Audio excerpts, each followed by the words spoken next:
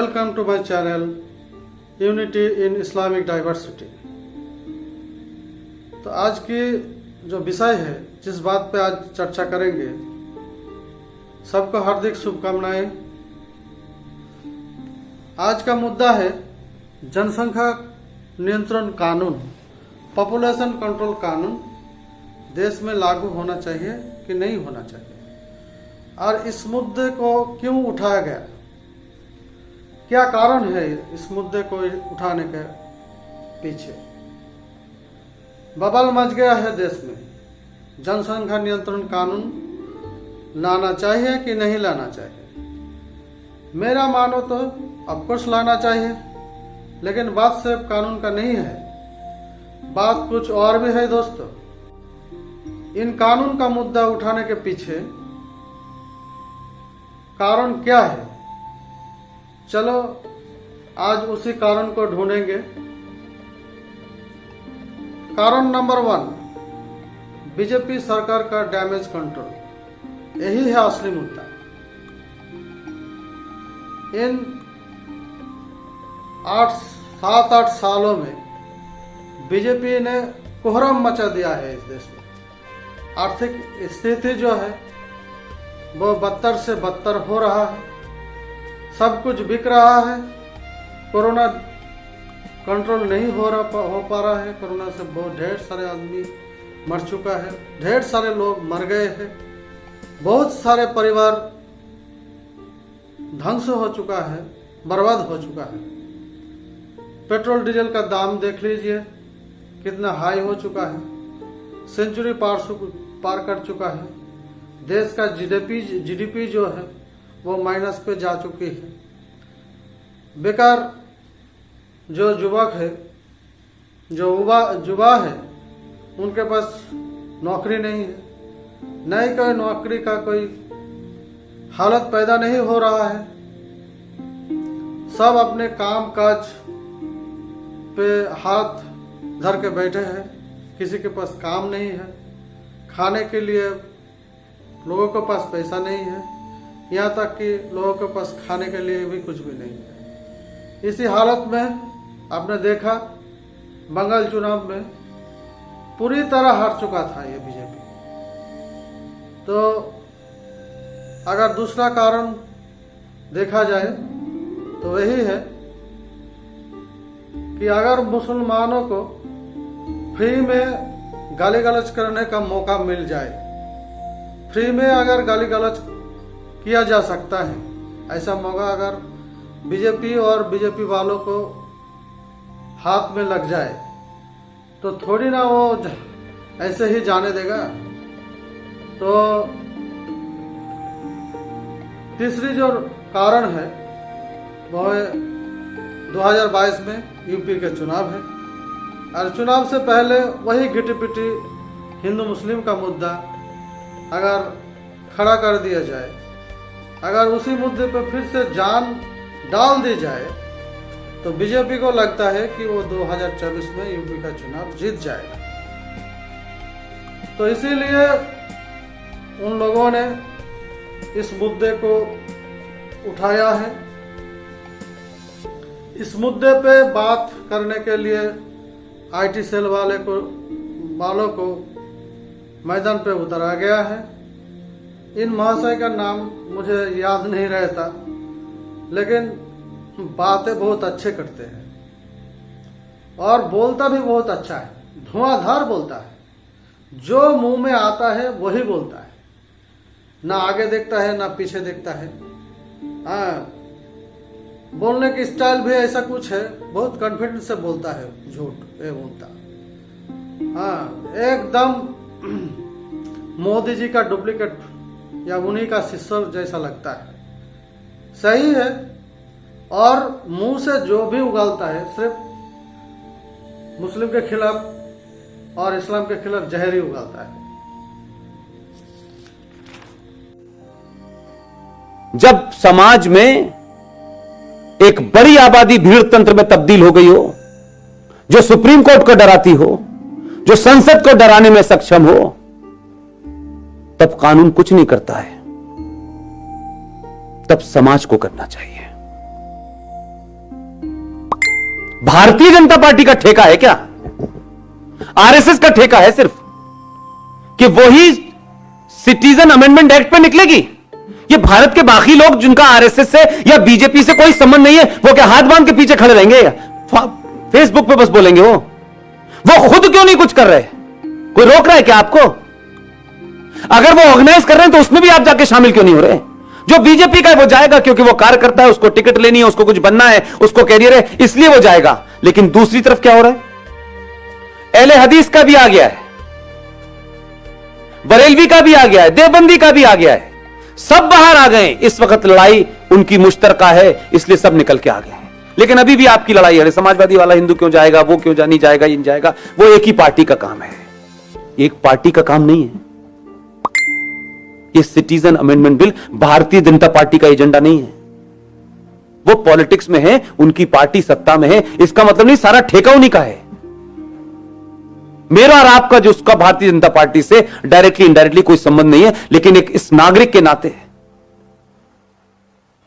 इस देश के एक समझदार, एक ईमानदार सिटीजन के, और ऐसे ऐसे शेख चिल्ली टाइप की बात करेंगे, नहीं साहब उनका जो है मताधिकार कैंसिल कर देना चाहिए। ये हिम्मत है? जो काम आप लीगल कर रहे हैं उसको तो पुचकार के करना पड़ रहा है आपको। जो संविधान में लिखा है उसको मजबूरियों में, ठोड़ियों में हाथ डाल के करना पड़ रहा है, इतनी पावरफुल सरकार होने के बावजूद भी। आप उनके मददगार ले लेंगे और पूरी दुनिया चुपचाप बैठी रहेगी। लेने की हिम्मत है? इसके अलावा उनका कोई मतलब नहीं है। उन्हें इसी काम के लिए तो बच्चे पैदा कर रहे हैं वो, और किस काम के लिए कर रहे हैं?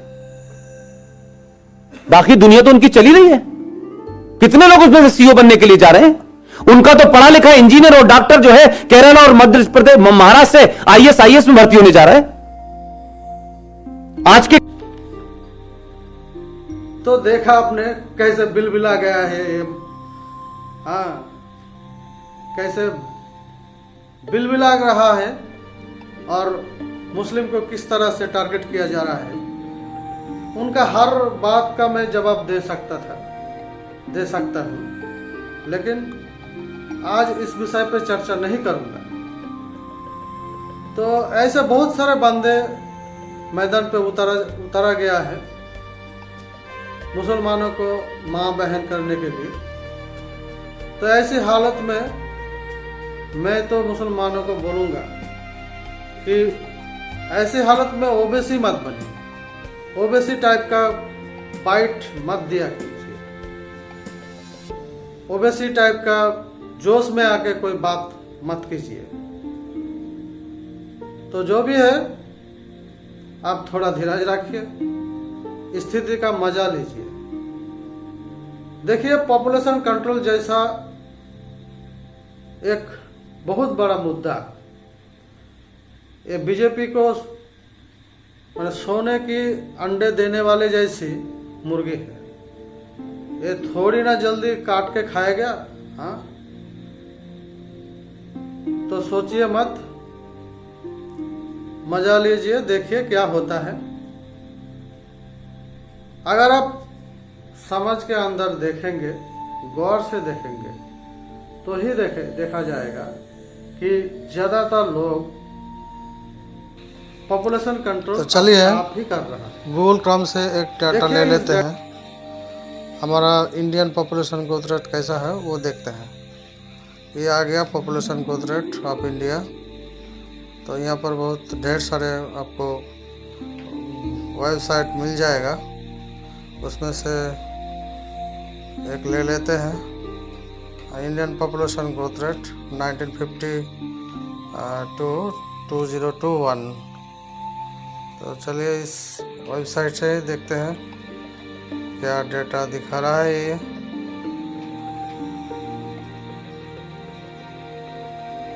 आ गया इंडियन पॉपुलेशन ग्रोथ रेट, आपको दिखाई पड़ रहा है। तो पहले वाला ये ग्राफ देखिए, यहाँ पर ऊपर जो नीला वाला ग्राफ है वो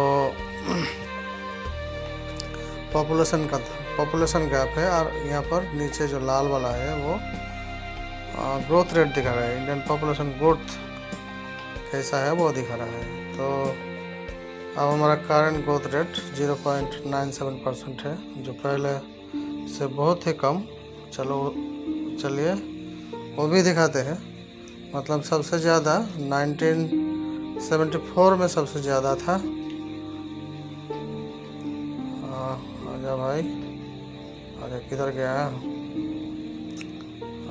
ये आ गया 1974, और ग्रोथ रेट जो दिखा रहा है वो 2.36%। इंडिया का सबसे ज़्यादा ग्रोथ रेट इस साल में ही था, और धीरे धीरे अब कम हो गया।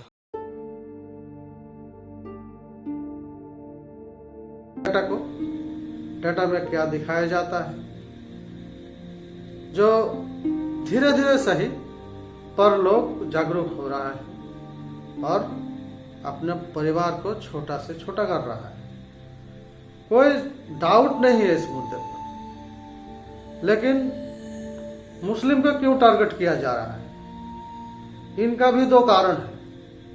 एक, पॉपुलेशन कंट्रोल जैसा कानून उन लोगों को लगता है कि शरिया के खिलाफ है। तो अगर इस टाइप का कानून अगर देश में लाया जाएगा, या इस टाइप का कानून का मुद्दा अगर उठाया जाएगा, तो मुस्लिम आके इसके खिलाफ खड़े हो जाएंगे और अगले चुनाव में इसका फायदा पूरी तरह से उठाया जाएगा। दूसरा कारण यही है कि कोई ना कोई मौलाना टाइप का कोई या मौलाना मिल जाएगा, जिसका 5, 6 या 7 बच्चे भी होंगे। उसको न्यूज़ चैनल वाले बुलाएंगे और कुछ जोश में आके वो बंदा ओवैसी टाइप का कुछ ऐसा कुछ कह देगा, और उसी की बात पर घंटों दर घंटों बहस होता रहेगा। और बहस के दौरान, बहस के माध्यम से देश भर में यही संदेश पहुंचाया जाएगा कि देखो भाई, ये साले मुस्लिम जो है ना, ये जनसंख्या नियंत्रण कानून, पॉपुलेशन कंट्रोल जैसा कानून के खिलाफ है, ये देश के विकास के खिलाफ है, ये देश। अल्लाह हाफिज friend, like my video or comment and share. Also subscribe my channel if you of course like my video.